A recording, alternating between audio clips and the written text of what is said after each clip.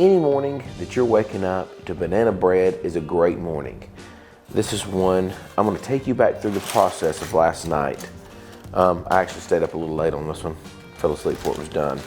But right now I'm gonna unwrap this thing and show you. This is one of my favorite banana breads. It's light, it's got a sponge cake kind of crumb, and it is so strong with banana flavor. I love this thing. I'm getting ready to slice it and I'm already looking for my knife because this thing smells so good that now I'm hungry. A special thank you to Live It Up for sponsoring today's video. As a dad of 5, mornings can get a bit hectic. And while I'm busy cooking for everyone else, I'm also trying to find simple ways to take care of myself without overthinking it. One of the easiest things that I've started doing that actually feels like it's making a difference is the Super Greens powder from Live It Up. Just 1 scoop a day and I can tell the difference.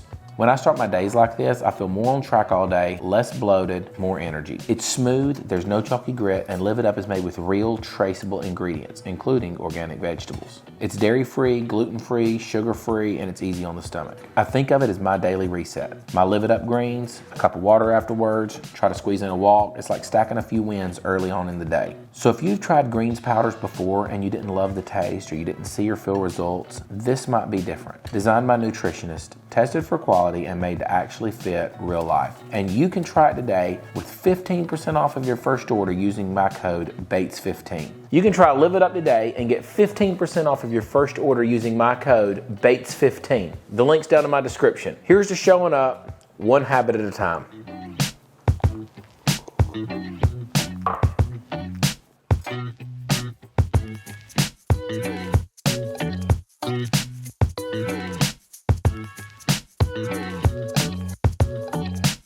Okay, there's 100 different ways to make banana bread, but you ain't making it without bananas.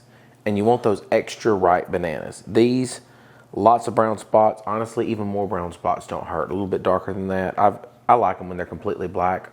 If they're not all the way, a lot of times I'll throw them in the oven, let them sit about 10 or 15 minutes, get really black. That breaks down those complex carbs into sugars, and that'll help speed things up. The interesting thing, and you want to pay attention to this, is the dry ingredient list and the wet ingredients list down in the description. Like always, the recipes are in the description, but my dry ingredients, I have my flour.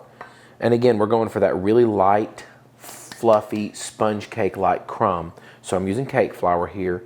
You can use a mix of all-purpose flour and cornstarch. And then I have all of the spices that are in the dry mix. Cinnamon, a little bit of nutmeg, a little bit of espresso powder. That was a new one. And some baking soda and baking powder. We got all that in there. And isn't sugar a dry ingredient? Yes, it is. But we're going to mix that in with the wet ingredients to help build that crumb structure. Let's set the dry ingredients aside. Now it's time to mix our wet ingredients. I'm going to do this by starting with my bananas. And these could be a little bit more ripe, a little bit more brown. Never hurts when it comes to the banana. A little bit more sugar on the banana. Probably should have baked these, to be honest, just to bring out that sweetness. This one looks pretty good. A wooden spoon is great for mashing these up here. So now, I'm going to set my spoon aside. We'll save this for when we fold things in. And I'm going to whisk in my brown sugar with just a tablespoon or so of white sugar here. So there we go. We whisked this up pretty good. Let's get our eggs in here. Whisk in our eggs. One thing that has changed my cooking for me, and honestly, filming made me do it. Preparing my ingredients before I start to cook. It makes the process far more peaceful. And it also makes it a lot cleaner because I'm cleaning as I go, setting my ingredients out. All my ingredients are laid out. And I can just whisk them in as I'm ready to go. Time to go with my oil. Again, the full recipe down in the description below. Whisk all of that in here. Then this yogurt or sour cream. Sour cream helps lighten the crumb as well. My aunt was a cake maker. She did cakes for most of the family's weddings, Aunt Kay. Honestly, if she lived closer, she'd have probably already been on here talking about those experiences and helping us make something or bake something. She's an amazing baker. I used to mow their yard, her and Uncle Rick's, when I was a kid. And when I had my eggnog birthday that Mom talked about the last time that she was over here, because eggnog was my favorite food, Kay's the one that cooked everything for it, and Uncle Rick came and made corn dogs. Anyway, she was an amazing baker, and she would use sour cream in a lot of her, even with adding sour cream to a box cake mix to lighten the crumb. And that will help a lot, especially with something like this, to lighten that crumb up a little bit and still keep it moist. So sour cream, you can also do Greek yogurt. Use a full fat Greek yogurt though. Here we go, a little bit of vanilla in there. Now I'm gonna trade my whisk out, and we've really kind of, if you look at this, the texture of this, and I'll try to tilt this to the camera a little bit. So we're just gonna fold in all of this flour. And we're not gonna really try to mix this a lot. We're gonna just fold this in here to the wet. You could do it either way. I use the bigger bowl, so the little bowl gets dumped into the big bowl. You could dump the wet into the dry. It might be easier to fold that way. I don't know, I should try it. Just kind of gently gonna turn this in here until everything is combined, and then as soon as it combines, we're going to stop, pour it in our bowl, and let it rest. Oh, this is gonna be so good. We're gonna let this sit. I hope I haven't overworked it too much, and we will pour it into our pan. Meanwhile, our oven's preheating, and we will be ready to make some amazing banana bread. So I have left this a little longer to sit than it should have, but oh well. We live and we learn. I got distracted. So I'm gonna go with a turbinado sugar and cinnamon kind of topping on this. I'll probably just pinch this on here. This is gonna give it a little bit of crunch, a little bit crusty. We do wanna watch. I'm baking at 325, but we just wanna watch and make sure that this doesn't over brown or over kind of burn on the top. So around 40 minutes, we'll check that. And if it starts to get too hot, we'll tin it with foil, which isn't a bad idea because these do low and slow cook times for pretty long time. I mean, this can cook anywhere up to 70 something minutes, depending on how moist it is. And you have to be a little bit more careful with high moisture content breads and doughs because they just are more fragile.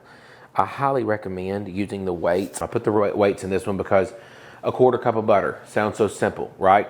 You measure it out, or you take one stick of butter and melt it. It's supposed to be 55 grams or something like that. You throw it on the scales, is 68 grams or 70 grams, something like that, because they're not done the same way. So things like that, when you measure them, it makes a difference in high moisture content. It doesn't really make that big of a difference if you're doing something that's not a super high moisture content dough, but it can make a difference with these. So let's pop this in the oven and see what we get.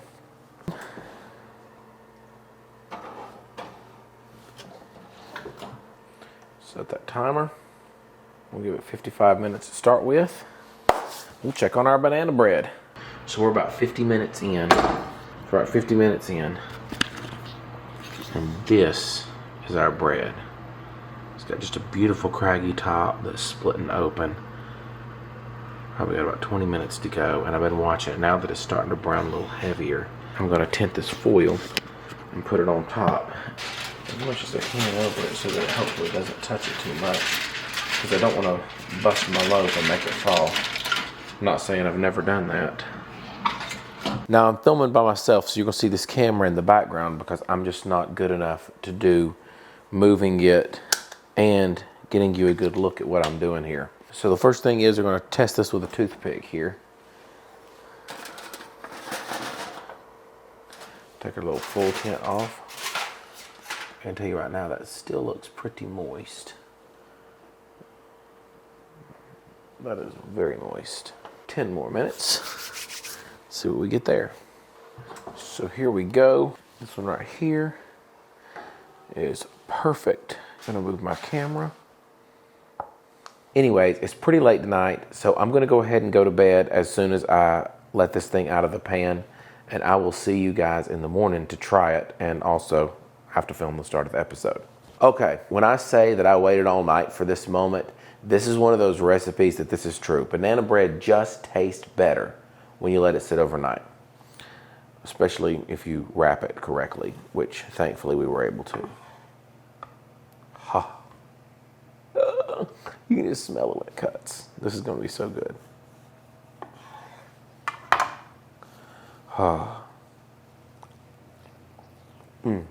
Exactly what you're looking for in banana bread. If Whitney hadn't had to leave earlier this morning, then I would have her in here right now to try a piece and tell you that this is banana bread that won't let you down or something like that. I don't know. Or maybe just to sit in here and eat with her mouth full. What is it about the heel piece that's always the best piece of a banana bread loaf? If you're looking for some good banana bread this fall, one bite of this and I promise you'll thank me later.